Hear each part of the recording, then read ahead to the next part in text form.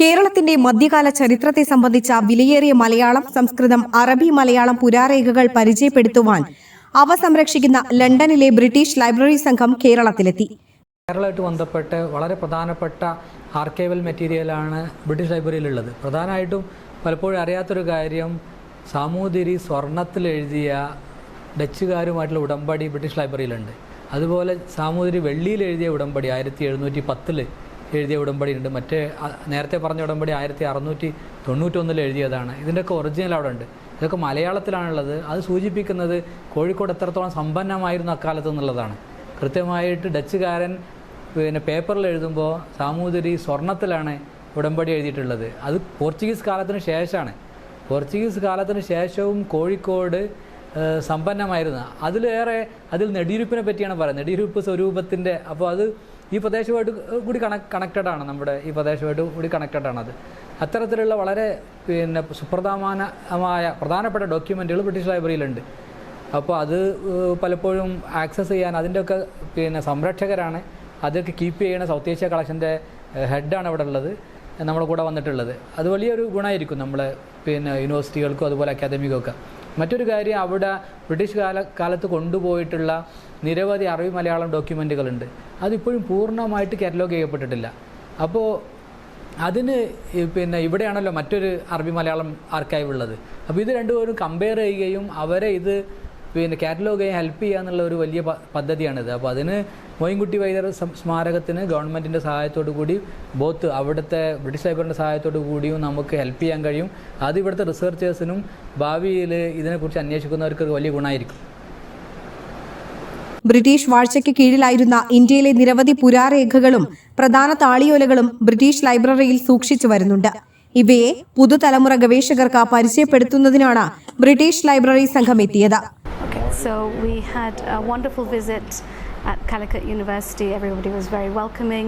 We've travelled from the British Library in the UK, and we're hoping to find new partnerships to build a new project where we're working on some of the Arabic Malayalam lithographs and printed books that we have in the British Library's collection.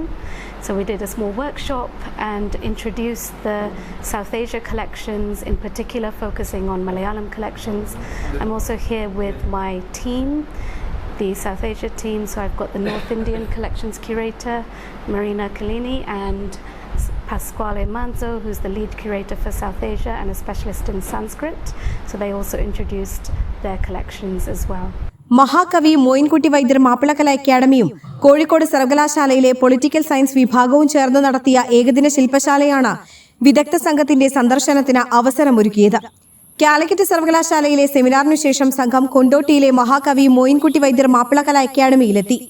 ശാസ്ത്രീയമായി ക്രമപ്പെടുത്തിയ കേരളത്തെ സംബന്ധിച്ച നിരവധി രേഖകൾ British library സൂക്ഷിക്കുന്നുണ്ടെന്നും ഇവ പരിശോധിക്കുവാൻ ഗവേഷകർക്ക് അവസരമുണ്ടെന്നും British ലൈബ്രറിയിലെ ദക്ഷിണേന്ത്യൻ ശേഖരങ്ങളുടെ മേധാവി doctor Arani ഇളം കുബേരൻ പറഞ്ഞു. സ്വർണ്ണത്തകിടിൽ സാമൂതിരിയും ഡച്ചുകാരും 1691 തയ്യാറാക്കിയ ഉടമ്പടിയും 1710 തയ്യാറാക്കിയ വെള്ളിയിൽ നിർമ്മിച്ച ഉടമ്പടിയും അടക്കം നിരവധി രേഖകൾ കേരളത്തിന്റെ ചരിത്രത്തെ സംബന്ധിച്ച് ബ്രിട്ടീഷ് ലൈബ്രറി സൂക്ഷിക്കുന്നുണ്ടെന്ന് ശില്പശാലയിൽ പങ്കെടുത്ത ഡോക്ടർ അബ്ബാസ് പനക്കൽ പറഞ്ഞു. മാപ്പിളകല അക്കാദമിയുടെ കയ്യിൽ ഒരുപാട് കയ്യെഴുത്ത് പ്രതികളുണ്ട്, അറബി മലയാളത്തിലുള്ള.